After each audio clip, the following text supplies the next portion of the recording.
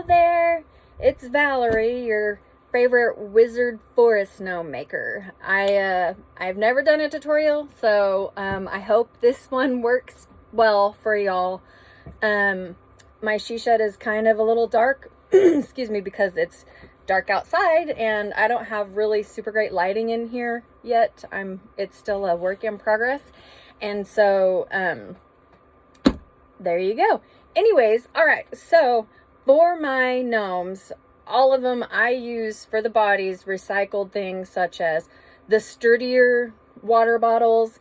I have peanut jars, Parmesan bottles, but my favorite and most common, because me and my kids love to drink them, is Gatorade bottles, and they work really well. They're nice and sturdy, and I can put, you know, like some pebbles and sand inside of them to weigh them down.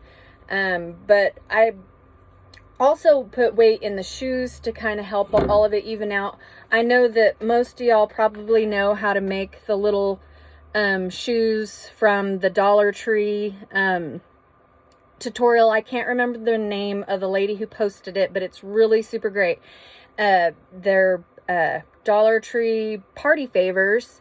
They're little pink and blue shoes, and you basically cover them with whatever material you want, and it turns out super cute. But I also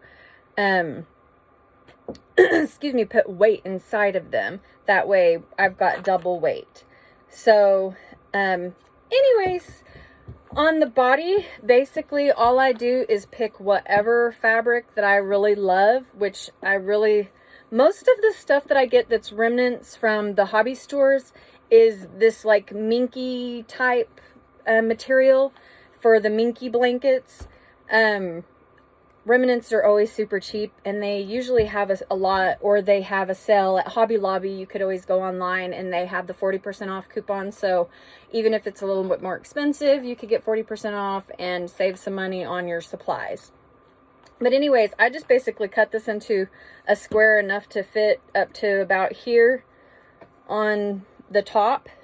And I put the seam in the front. That way the beard is going to just completely cover that seam. Because I kind of try to make it the least amount of seams as I can. And if I have to have one, it's in the back. Anyway, so that's what I do first. I make the shoes, cover this, make sure everything's weighted correctly.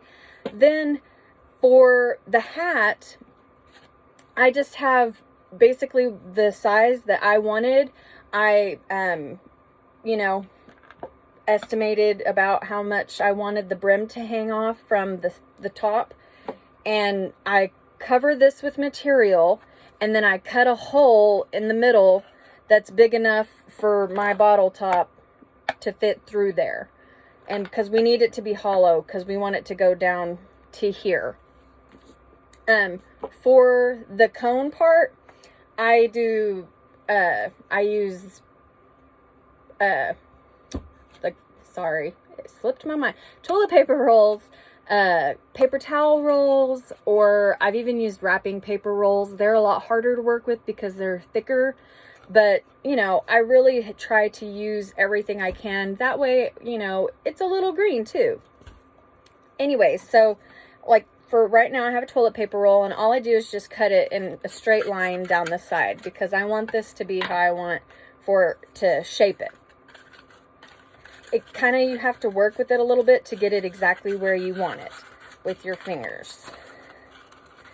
Usually this side that's on the outside needs to be pointing almost down for it to be in the cone shape that works really well for this project. Like I said, you kind of just have to work with it for a minute.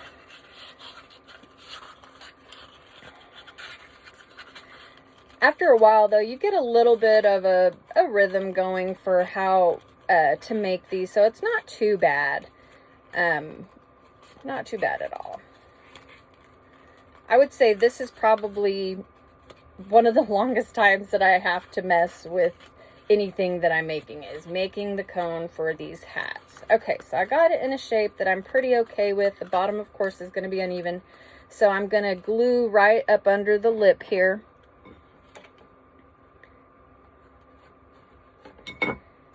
And wait for that to dry.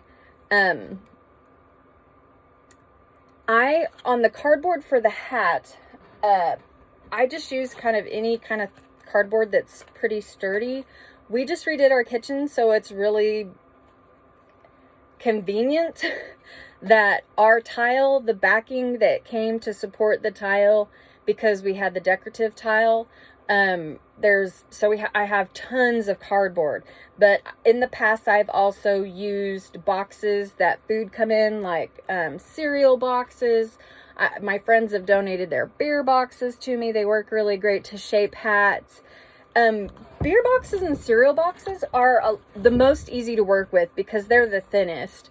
But the next closest thing that's easy to work with is these toilet paper rolls. Let me glue the inside.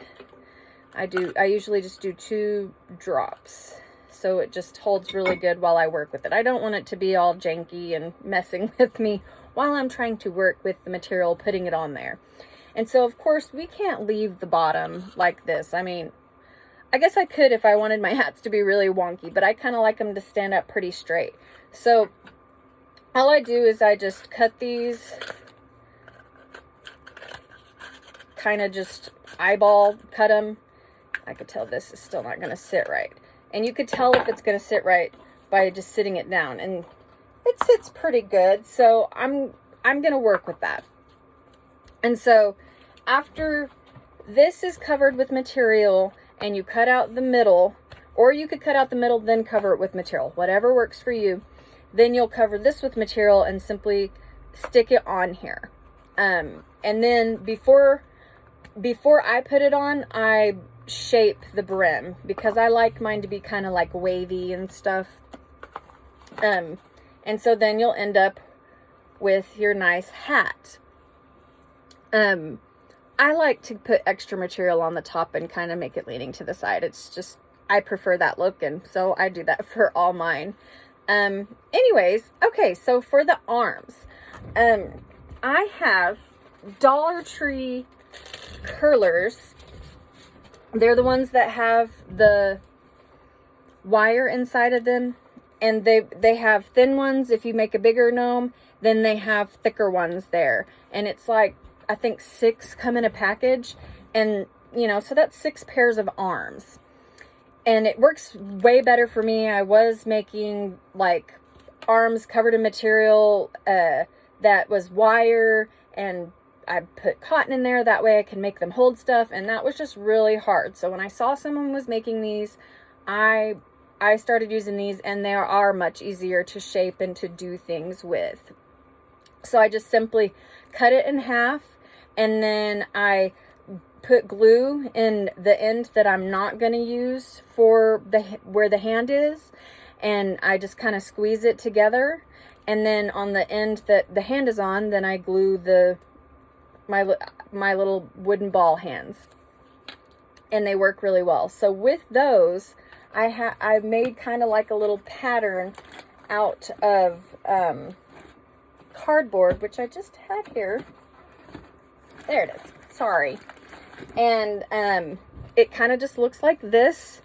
I eyeballed this out because basically what you're going to do when you have this for your arms is you're going to stick your arm in there in the middle, glue it down in the middle, and then you're going to fold both these sides of the material over your arm to where they meet down.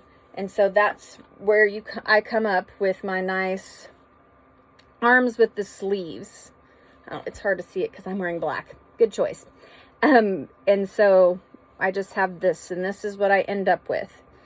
From here, after I cut my beard and put it on, and then get my hat and put it on, and then my nose, I decide where on the body I want the arms. And I just decide, where it needs to be connected. I just put a good amount of glue, and I hold it real firmly in place so that all those fibers stay connected, while it's drying.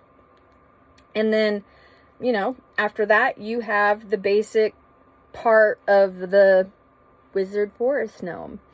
And of course, if you want to go further after that, you put some embellishments on.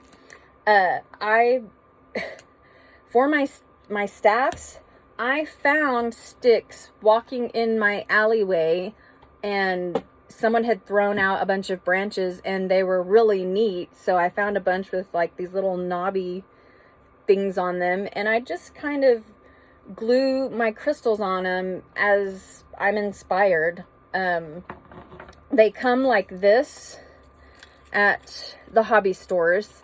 They have bigger ones and smaller ones. I don't know if anybody has a Michael's in their area, but usually these things are like $12.99, and they have them on a special for $2.99 right now. So you could check yours out and see if they have a special too, because these are just the coolest crystals. Anyways, but that is basically how I make my cool gnomes. And then I have moss.